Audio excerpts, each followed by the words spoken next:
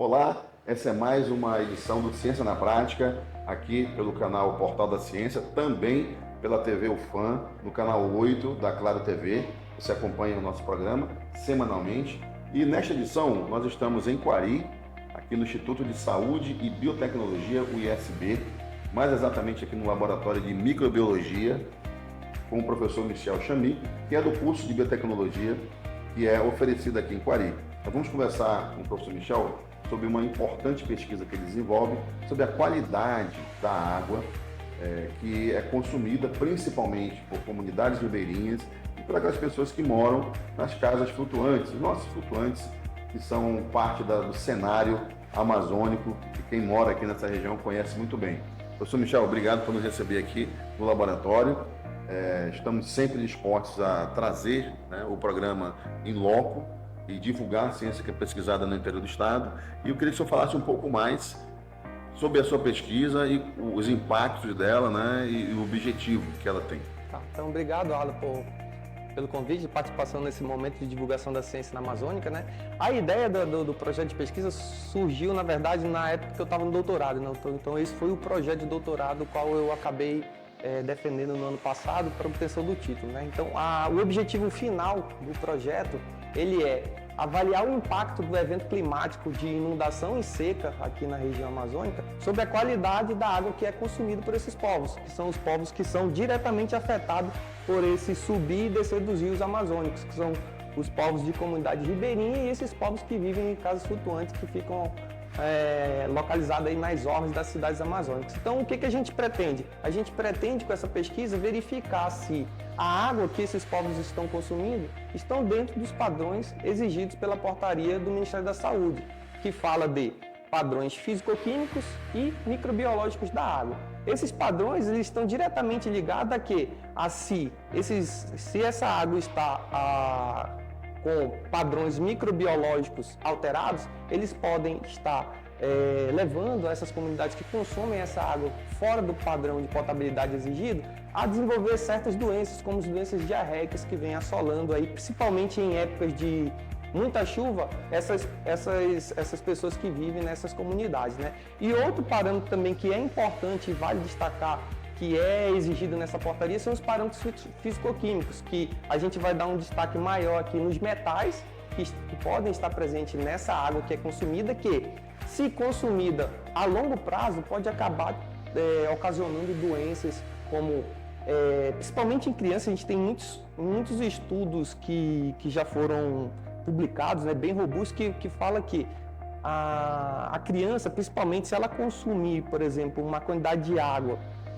com um teor de ferro ou manganês ou alumínio elevado, o que pode acabar acontecendo? Essas crianças acabam desenvolvendo algumas doenças neurológicas, que pode afetar aí, por exemplo, no desenvolvimento motor, no desenvolvimento na escola, e isso afetar também a vida social dessas crianças. Então, por isso que a gente está querendo, com essa pesquisa, verificar se a água que de fato é consumida por esses povos, se ela está dentro dos padrões de potabilidade ou não. A gente sabe que esse monitoramento ele é feito pelo Ministério da Saúde, Então a água que deve chegar lá a essa comunidade, que deve chegar a essa casa flutuante, ela precisa ser potável, mas o que acontece? Às vezes as condições e os hábitos de armazenamento e consumo da própria população pode estar afetando a qualidade da água. Então a gente está querendo entender se eles estão de fato consumindo uma água boa, mas a forma de armazenamento e consumo é imprópria, isso está afetando a qualidade da água ou não.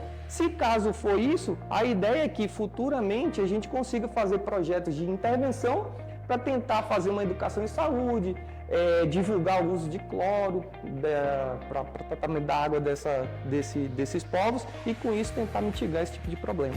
Então, como o professor Michel colocou, a pesquisa ela tem o objetivo de avaliar se a água que está sendo consumida pelas comunidades ribeirinhas e por quem mora em casas flutuantes tem potabilidade, não é isso, professor? Isso. Então, e também saber se a água, se estiver contaminada, está contaminada na fonte, onde se capta a água, ou se é na casa das pessoas que elas estão sendo, que a água está sendo contaminada, Porque é importante saber isso, porque aí se toma providências para evitar essa contaminação.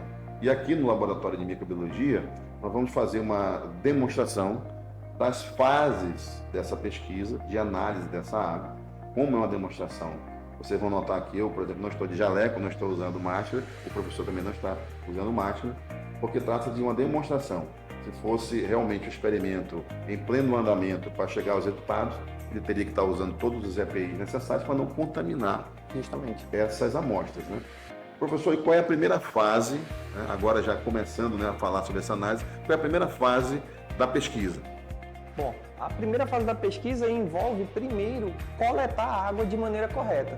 Uma vez que a gente está tentando avaliar parâmetros específicos, como a presença de bactéria ou não nessa água e a presença de metais ou não nessa água, qualquer alteração que a gente fizer, qualquer manuseio errado que a gente fizer dessa água, ela pode acabar interferindo no resultado final. Então, para que a gente consiga fazer isso de maneira correta, a gente vai seguir umas orientações, certo? Da legislação vigente para a coleta de água e que envolve, primeiro, você fazer uma asepsia do local onde você vai coletar a água, seja ela uma torneira, seja ela um registro, seja ela uma garrafa ou um balde, certo? Então a gente vai fazer uma asepsia com álcool 70, nós vamos passar o álcool 70 em volta do registro onde vai ser coletada a água. Em seguida a gente vai abrir o registro por uma média de tempo aí de 3 minutos para que toda a água que esteja retida no encanamento seja retirada. E depois é que a gente vai fazer uma coleta, né? A coleta ela vai ser feita em um saco coletor estéreo, então ele vem todo lacrado e ele é fabricado de uma maneira em que a gente consiga abrir e fechar ele sem ter que interferir na água que está sendo colocada na parte de dentro do recipiente. Então a gente vai mostrar para vocês isso agora na prática.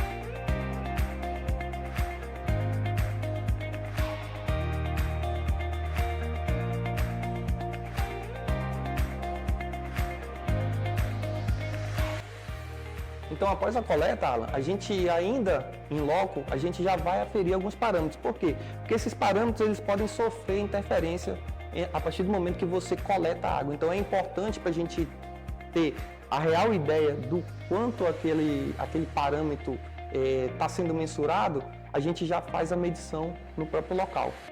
Então, vamos acompanhar aqui uma simulação no laboratório do que acontece em loco dessa análise dos parâmetros na segunda fase da pesquisa.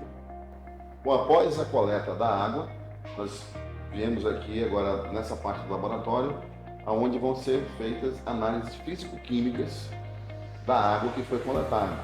Essa análise normalmente é feita em loco, né, professor? Sim. E aqui nós vamos fazer uma demonstração do que acontece em loco logo após a coleta da água numa fonte ou numa residência ribeirinha ou numa casa flutuante, não é isso? Como acontece essa fase, professor?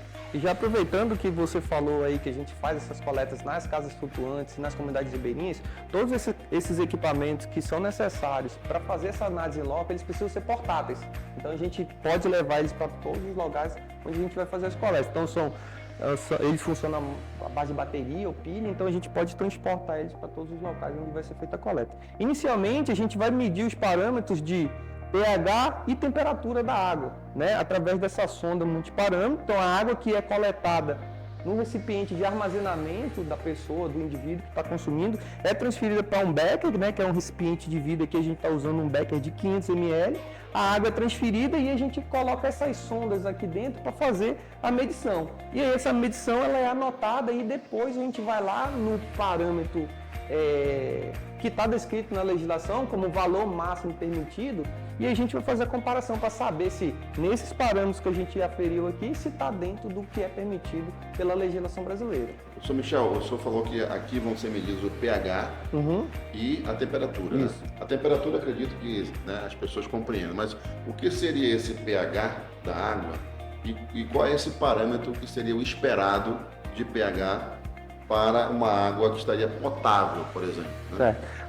Quando falo de pH, a gente vai sempre buscar para uma água boa e potável a neutralidade. Então a gente considera, por exemplo, o pH ele é mensurado, né, de unidade de 1, 2, 3, 4, 5.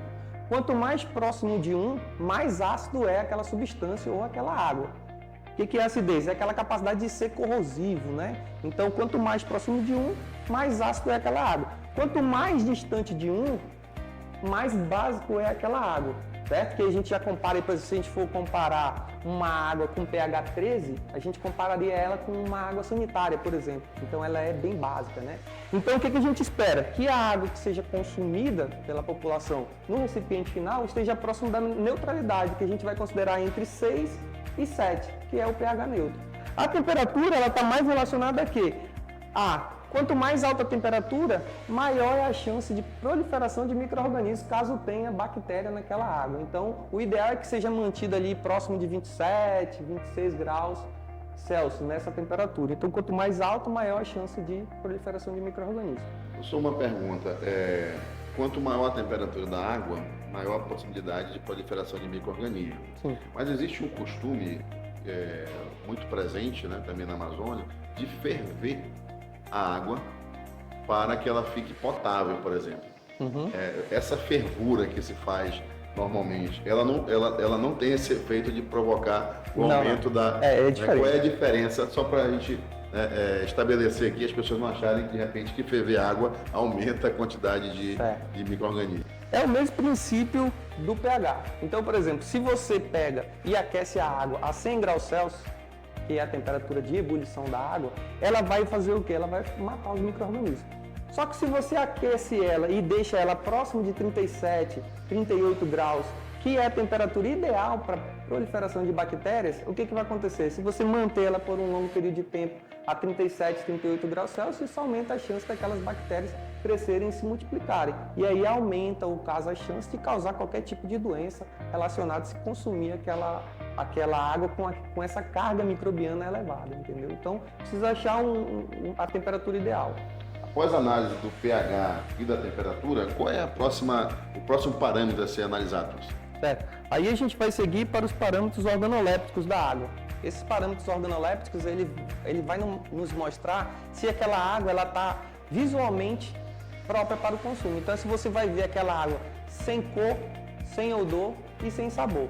O primeiro parâmetro que a gente vai analisar aqui vai ser a turbidez, após dessas análises in situ, né? Então, a turbidez, ela vai dizer se aquela água está com grau de turbidez elevado, ou seja, se ela está muito turva ou se ela está mais límpida. Então, para a gente que consome essa água, quanto mais límpida e incolor ela tiver, é melhor. Então, a gente vai verificar aqui se ela é uma água turva, conforme eu estou mostrando para vocês aqui, né? Então aqui a gente tem uma substância com 800 unidades de turbidez, então ela é uma substância bem turva. E aqui vocês vão ver uma água límpida, né? Que ela é bem incolor. Então é isso que a gente vai avaliar aqui. A portaria ela diz que a água, para ela ser considerada potável dentro desse parâmetro, ela tem que estar entre 0 e 5 unidades de turbidez. Professor, numa comparação rápida, por exemplo, o nosso rio Solimões, que passa aqui em frente a Quari, ele tem uma turbidez grande, mas ele não necessariamente é um rio poluído, não é isso? Na verdade, o rio Solimões ele tem uma carga de partícula muito elevada devido a ele ser um rio corrente, né? E aí acaba acumulando essa cor que a gente acaba vendo, né? Mas ela não tem uma turbidez muito elevada. Está mais relacionada ao parâmetro de cor do que de turbidez propriamente dito, né? Certo, então não confundir a turbidez com a cor. Né? Porque a turbidez é o número de partículas que está suspenso e a cor já é a água que teria aquela coloração. A quantidade de sólidos, né, que estão dissolvidos ali naquela água. Certo. Qual é a próxima etapa, professor? Aí a gente segue para esse outro equipamento aqui também, que é um fotômetro portátil, e é nele que a gente vai fazer a medida de cor da água, né? Então, pela legislação, pela portaria, a gente vai ter um parâmetro limite aí de 15 PCU, né, que é a unidade de medida de cor da água. Então, se ela tiver até 15 PCU, a gente vai considerar ela ainda potável pelo parâmetro da legislação brasileira. Se ela tiver acima de 15, quer dizer que ela não está com uma cor aceitável para o consumo. Então esse equipamento aqui, ele que vai fazer essa medida, então ele é portátil também, então a gente leva para as comunidades ribeirinhas, a gente leva para as casas flutuantes para fazer essa mensuração. E nele também, a gente vai resgatar também as medidas daqueles outros parâmetros que eu falei inicialmente, que é ferro, manganês, nitrato, nitrito. Então, tudo a gente vai fazer a medição nesse equipamento aqui. Professor, na abertura do nosso programa, o senhor citou que a presença desses metais na água, em quantidades fora das quantidades recomendadas, é nociva à saúde, não é isso? Sim. Você pode dar um exemplo para a gente de que metais podem estar em quantidades excessivas e que doenças podem causar? Por exemplo, aqui na região norte, o que a gente tem? A gente tem a nossa água de poço, né? A nossa água de poço tubular, que a gente considera aqui, a água dos nossos aquíferos, ele tem um teor de manganês e ferro elevado, né? Inicialmente, esses parâmetros eles estavam mais relacionados à parte visual da água, né? Esses parâmetros organolépticos. Então, se você via uma água com uma quantidade de ferrugem ali, você acabava não querendo consumir e isso restringia isso. Com o passar do tempo e com o avanço da ciência, foram desenvolvendo estudos robustos, né, que acabaram avaliando, por exemplo, o consumo crônico de água contaminada com um teor de ferro elevado. E isso acaba afetando, como eu falei no início, no desenvolvimento motor e no desenvolvimento psicossocial da criança nessa etapa de aprendizado, né? Ainda existem muitas lacunas ainda sobre essa associação, né? Então a gente consegue encontrar alguns estudos que estão fazendo essa associação, mas ainda tem lacuna ainda que precisa ser preenchido, principalmente relacionado ao consumo desses metais de forma crônica, né? E o desenvolvimento dessas doenças. Com essa medição relacionada à cor, encerra esses parâmetros que são avaliados em loco, é isso, professor? Isso, que são os parâmetros físico-químicos, né? Então a próxima fase que vai ser realizada precisa ser feita no laboratório, né? Que Justamente. É o exame que vai detectar se existem micro-organismos nocivos presentes na água. Isso. Vamos conhecer agora essa fase no próximo bloco. Após a análise físico-química daquela amostra que foi coletada de água, nós estamos na próxima fase, que é uma análise bacteriológica, não é isso, professor? Como acontece essa análise? Exatamente. Essa análise, ela vai servir para a gente identificar a presença de bactéria na água. Então, pela portaria do Ministério da Saúde, ele nos diz que em 100 ml de água, se tiver bactéria, ela é considerada imprópria. Se não tiver, ela é considerada própria para o consumo. E isso a gente vai ver agora como é que faz. O sistema que a gente usa para fazer a análise de presença ou ausência de bactéria na água é um sistema de filtração manifold, usando como filtro uma membrana estéril com um poro de 0,22 micrômetro. Esse poro, na verdade, ele é uns buraquinhos muito pequenos que tem nessa membrana, que ela vai permitir que a água passe, mas que as bactérias, se elas estiverem presentes na água, fiquem retidas na membrana.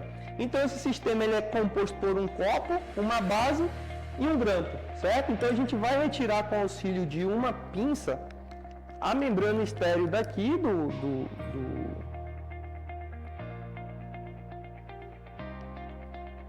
local onde ela está armazenada de forma estéril. Vamos posicionar ela aqui entre o copo e a base do filtro.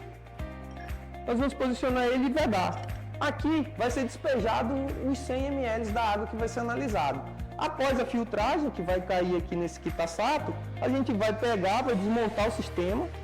E aí, previamente, a gente já precisa preparar uma placa de PET contendo meio de cultura, que são nutrientes específicos para aquecimento dessa bactéria aqui que a gente vai tentar identificar, que no caso que está previsto na portaria do Ministério da Saúde é a identificação de Escherichia coli, que ela serve como indicador de contaminação da água. Então, essa placa ela contém nutrientes específicos para o crescimento dessa bactéria e a gente vai retirar a membrana daqui e vai posicionar ela na placa de Petri, vai incubar ela na placa de Petri. Nós vamos colocar aqui. Uma vez posicionada ela na placa de Petri, essa placa está pronta para ser incubada.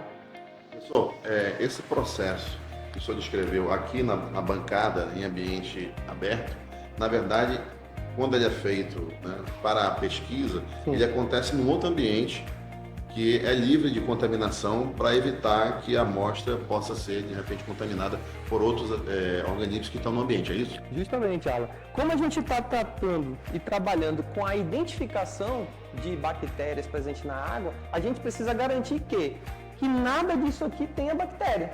Se tiver, o nosso resultado ele não vai ser confiável. Então, para fazer essa análise, todo esse material aqui, ele é esterilizado anteriormente. Esses meios de cultura, pinça, tudo é esterilizado e isso é desenvolvido dentro de uma capela de fluxo laminar. Essa capela de fluxo laminar é uma cabine, certo? Onde você vai conseguir colocar todo esse utensílio aqui utilizado na análise em um ambiente que é estéril, ou seja, livre desses micro-organismos. Então, essa análise sendo desenvolvida lá, a gente consegue garantir que, se caso a placa apresente o crescimento de colônia, essa colônia ela realmente seja oriunda da água.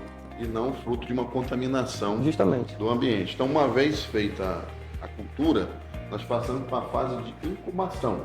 E nós vamos conhecer agora junto com o professor Michel.